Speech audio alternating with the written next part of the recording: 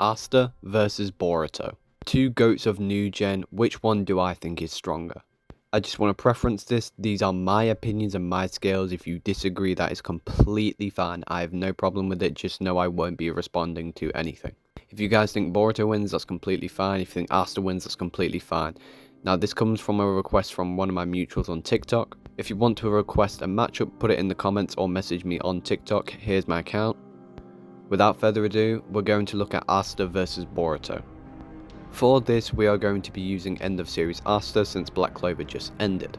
And we will use current Boruto without Boroshiki, and the only reason we won't be using that form is because we haven't seen anything from him yet.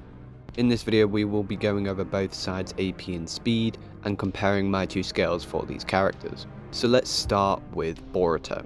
Now, for Boruto AP, there is a very easy way to get him 2-star within Boruto only. You don't even need to use Shippuden. Naruto's barrier mode is stated to be the similar energy of what powers a star, therefore using the code statement of him being above Ishiki, Boruto would then be above said Ishiki and therefore above barrier mode Naruto as well.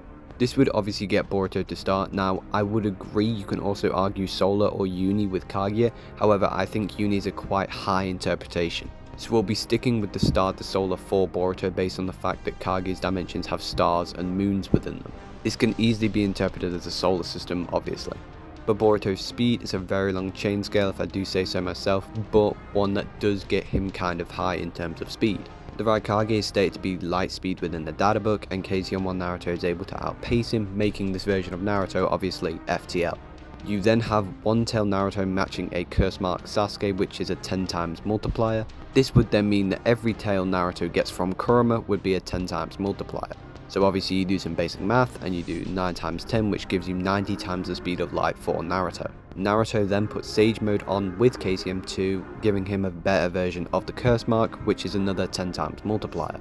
Naruto with this would obviously be 900 times the speed of light. Now, even if you want to say each tail is not a 10 times multiplier and only Kurama's power is, that would still get Naruto to 100 times the speed of light, being MFTL. Because obviously Sage mode is a 10 times multiplier and then Kurama's power would be another 10 times multiplier, making him 100 times the speed of light.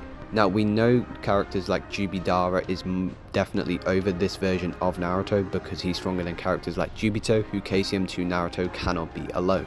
So obviously this would place Jubidara at 900 times the speed of light at least. Naruto then comes back with Sage of 6 Paths mode and blitzes him. Then you add all the multipliers back on, so you do 900 times 90, which gives you 81,000 times the speed of light. Now, you could argue the perception blitz thing of it being a 10 times multiplier, but I'm not going to because I've heard that that's not reliable. Now, if you want to use the anime version of Naruto vs Sasuke, you can say that Naruto does match Sasuke's speed in base and then he reapplies his multipliers. However, in the manga this never happens. They clash and he straight away goes into Sage of 6 Paths mode. So therefore, the next part of the scale moves on to base adult Naruto. Naruto then goes up against Fused Momoshiki in base, who we know is above Kaguya. Now, because Momoshiki is above Kaguya, he would keep this 81,000 times speed. And base adult Naruto is able to react to him with 50% of his power, making base adult Naruto the same speed. He then reapplies his KCM2 form, which you then do the math, you do 81,000 times 90, giving you 7,290,000 times the speed of light. However, then we must multiply this number by 2 since it's 50% of Naruto's power, so at 100% Naruto would be 40,580,000 times the speed of light.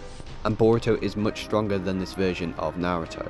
And Naruto does get physically stronger again with barrier mode, however it's not to a state multiplier or anything like that. We just know that the form would be above anything Naruto's ever used in physicals because it's able to match Ishiki, and even Kurama states himself, it's a totally new beast. So Boruto would scale roughly from star to solar with MFTL plus speeds. And again, these are my scales. If you disagree with them, fair enough, I'm not going to argue with you. Now let's move on to my absolute GOAT of new gen, Asta, and he is an absolute powerhouse in his verse in his own right. He's easily top 3, arguably top 1 or 2, so yeah, let's go over my scale for end of series Asta. Now, Asta's AP scaling is very simple, just like Boruto's, but you do have feats of people like Dante creating a singularity.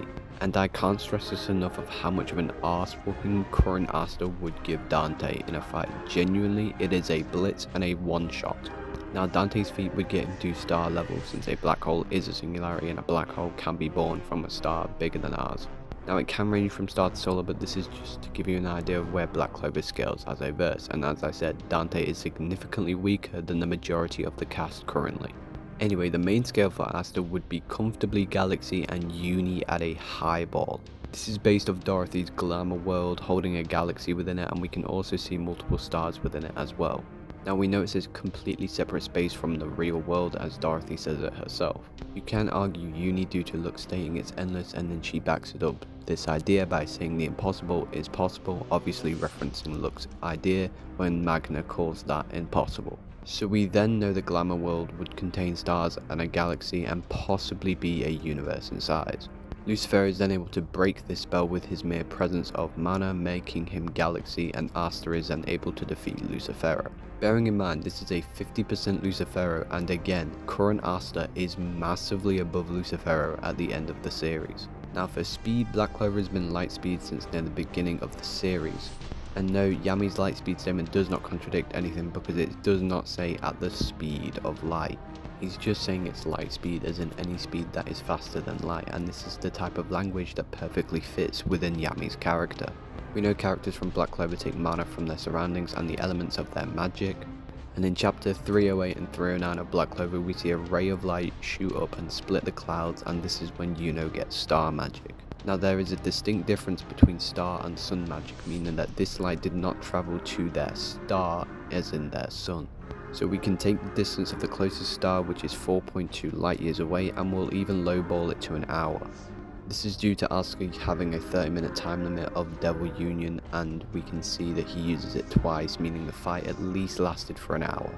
With some very simple math, we take the distance and divide that by the time frame of 1 hour, and then subtract the speed of light by result, giving us 10,511,900,000 times the speed of light. This leaves Asta with galaxy levels of AP and MFCL plus speeds. So I think it's pretty clear who I think wins this matchup. Going off my scales and my thoughts on this matchup, I would personally give it to Asta. But if you disagree and have a different scale for these characters, that's completely fine with me. This is just my take on it. Thanks for watching the video, and I appreciate you all making it to the end. If you have any ideas for matchups, suggestions, leave them in the comments or DM me on TikTok. See you guys in the next one.